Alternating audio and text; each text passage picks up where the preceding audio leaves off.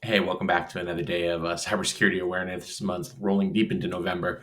But today we're going to be talking about the rise of ransomware as a service, right? Um, Ransomware has been around for a while at this point, and it sucks. It's getting worse. The attackers are getting better, and there's a reason for it. It's because people are starting to turn it into a very profitable and organized business. So, ransomware, as we traditionally think about it, and even like attackers, as we traditionally think about them, are going to be things like groups that go around attacking victims using whatever tool set makes their job easier and figuring out ways to make money. So, traditionally with ransomware, we are seeing attackers go out, encrypt a bunch of data, request a ransom, and if you pay them, you in theory get the decryption key, and you can get your data back, right? Now, over time, this has evolved, and we started seeing ransomware as a service groups start popping up. And what that means is rather than it being a single attacker who came up with some software or maybe bought some software and learned how to use it or adopted a piece of tooling or something like that, we're seeing entire groups set up just to provide the tooling to affiliates who then take on the role of the attacker and utilize the infrastructure of a ransomware as a service group. Black Hat and Alpha are some of the bigger ones right now in the space that you're going to hear frequently in the news. We'll talk a little bit about them. But the idea is that in this model, you can have one organization really specialized in building out tool sets, and they get a cut of the ransom or the fee paid to return the data in exchange for the use of their infrastructure and tooling. Um, they're often seen now partnering with initial access groups, and their job is to go ahead and break into a network and then sell the access. So you're seeing this weird specialization start popping up where you have multiple attackers attacking the same victims and each only doing something. And that, as an incident responder, kind of sucks because you might see a set of TTPs and say, okay, we have this attacker now, what are they doing? And if all their role was in the attack was initial access, and at that point they just say, okay, we have initial access, we have persistence, now let's hand off to somebody who wants to do something with it and sell that access, you might run into these weird delays. And we've talked about that in our incident response series where you find the initial access, you find the persistence, but you can't find the actions on objectives. And maybe it's because that was their action on objective. Their job was to just get in there and they were waiting to sell the access to somebody who wanted it. And it might be a ransomware gang, right? So we run into these weird patterns now where we'll see the same TTPs pop up in different places, but there's no seemingly connection between the victims because all they were trying to do was get initial access. Or in the case of a ransomware as a service group, you might see a whole bunch of weird different initial access vectors, but then the same TTPs used for the ransomware and the other steps.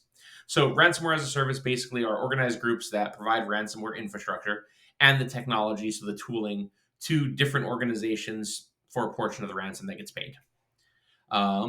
It's terrifying, right? Are they effective? Super effective. Part of specialization is efficiency and just technical competency. So as we see these groups come to life, the ones that are getting bigger and surviving are obviously getting there because they're good at what they do. Recent high-profile attacks we saw in the news were MGM and Caesars Entertainment. MGM was all over the news because they didn't pay the ransom.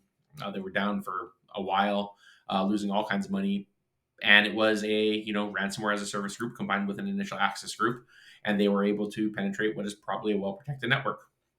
Um, these groups, because they're as a service, they're selling off access to their tool set to individual attackers. There's no real specific vertical that they're going after. It can be kind of anybody. They're going after companies of different sizes, again, because different attackers will utilize the tool set to go after whoever they're comfortable attacking. If the initial access group is really good at breaching casinos, you're going to see a bunch of casinos using the tooling from the RaaS organization. If the initial access group or whoever is the affiliate is really good at phishing lawyers, you're going to see a chain of law firms get compromised. So it's rough because you're going to see the same tooling appear in a whole bunch of different verticals for the first time, rather than it being kind of focused. And from a company size perspective, there a lot of it is just targets of opportunity. So obviously, an organization like MGM or Caesars, these aren't targets of opportunity. These are targets that have been chosen specifically. Attackers did their research, they did their work, they went in and they got access, right? And that's because you're dealing with very sophisticated attackers at each level. You have the initial access people. In this case, I think it was Scattered Spider. Um, They're sophisticated. They know what they're doing. They're not just kind of goofing around and saying, "Hey, this guy looks weird on Showdown. Let's attack him." But there are attackers like that. There are ones who are just kind of going around seeing who they can fish. They send out 1,000 emails to 1,000 targets, and the one that responds, guess what? They get ransomware.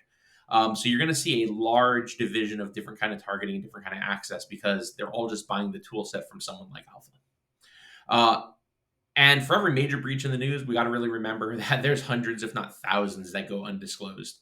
There are a lot of laws coming to life now that require disclosure, and that's really good because hopefully it'll give us a better visibility into actually what's happening out there. Um, but again, the big ones make the news. Attacks like these happen every day. Every day, people pay ransoms. Every day, people try to restore from backups and can't. Every day, people get compromised and get caught without backups, without an IR plan. They don't have a choice. And it doesn't really matter how much we do to tell people, hey, you need to make sure you have backups. You need to be patching. You need to make sure you're securing your environment. A lot of the world still really believes, hey, it can never happen to me. And as a result, they get compromised inevitably. So what are these attackers doing? It's the good old 1-2 combo. They encrypt your data. That's traditionally what ransomware is. They get on your network. They might encrypt the virtual disks in a virtual server, depending on what they're using or what type of tooling they're using. They might encrypt the data itself. And then they send you a little note that says, hey, give me X number of Bitcoin or X number of whatever, and I'll give you a decryption key. People started getting good at that. They started saying, hey, actually, we're going to make sure our backups are working and we're not going to pay that. So they added that second punch, right? That extortion. They say, great, we also stole your data before we encrypted it. So if you don't pay us, we're actually just going to release this in the wild and we're going to embarrass you. We're going to make sure the world knows that you were insecure. So now the company, even if they can recover their data, has to deal with the outcome of potentially being in the news as one of those guys who got compromised. They don't really want that. And even then, people started adapting and saying, you know what? Fine, put us in the news. That's what MGM did, right? They said, we're not paying you. We're not talking to you. We're going to rebuild. We're going to restore. Go to hell. So what's going on next? Well, there's more. Now groups like Alpha are reporting people to the SEC and to other compliance organizations and saying, hey, we compromised these guys and they didn't pay us. And they also didn't report it to you. So you should go find them. So one way or the other, the bad guys are taking your money, whether it's to them or to a group like the SEC. They are not holding punches, man. They're not pulling anything back. So this is rough. I think this was yesterday, the day before.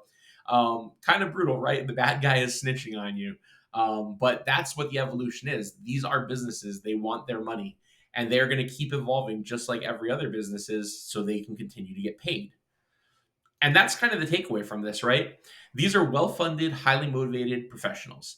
These are not kids in a basement somewhere goofing around and learning to hack like it was maybe in the 80s or something. These attackers are specialized. They train in what they do. They become experts in what they do, whether it's initial access, whether it's ransomware, whether it's extortion and exfiltration, whether it's, social engineering for that initial access. These groups are people are well trained, well educated, and practiced at what they do. They're not playing an infinite game either. Like that's the other hard part about this is as a defender, your job is to defend all the time. These attackers are lucky. They get to wake up in the morning and decide who to attack. They get to decide when to attack. They can say, I'm going to wait till the 4th of July because I know you're going to be shorthanded and I'm going to attack then. They can wake up and say, oh, cool, new 0 day. I'm going to try that out, right? They have a very different rhythm of existence than we as defenders do. And that kind of sucks for us because we're always on guard, right? We always have to defend, and there's no real end to that. The attacks are going to keep coming. The evolution is going to keep happening. We have to stay on guard all the time. That's why it's called an infinite game from a defender's perspective. So we get tired, they can rest because we don't know when they're going to attack, which means we have to keep on our guard and we have to keep doing what we do. But what that really means is you need to plan your defense thoroughly. We've talked for years about the idea of defense in depth, and it still stays there, right? Defense in layers, defense in layers. But what people keep forgetting is that those layers have to be different. You can't just stack up 3, EDR tools. You can't stack up more and more of the same defenses. 5 firewalls in a row aren't going to protect you that much better than just one. You need to layer your defenses and cover different types of attacks. And remember that detection is just as important. You're going to probably get compromised at some point. Like it's just part of life. So you have to have an IR plan ready. These attackers are planning their attack. They're doing their homework. You need to be ready to respond and you need to be able to know about it in order to respond. So when you're thinking of those layers, think about how you'll know if you are breached. I like using the how would you know if you got breached when you came home? Like if you came home at night, how would you know your house was broken into? Kind of analogy. Like, and if you think about that, knowing your house is broken into is probably a little easy, right? You might drive up in your driveway and you might see a door open. That's weird. When you walk in, your TV's missing. That's terrible. But you know it, right? You can see that your house was rummaged through. You can see that somebody left the lights on. You can see that things are missing. It's not like that with a digital breach all the time. Like if they ransomware you, sure, you'll notice. But if they came in and exfiltrated data, they just took copies of your stuff. You could be compromised and you wouldn't know unless you have the tooling in place, unless you have something that says, hey, 100 gigs of data was exfiltrated from our network last night. What was that? You have to have something in place to let you know this stuff is going on, to see movement between servers that is suspicious or abnormal. You have to have things on your endpoints to see when programs are executing when they shouldn't be. So when you're thinking about your defense in depth, make sure that those layers include detection capability.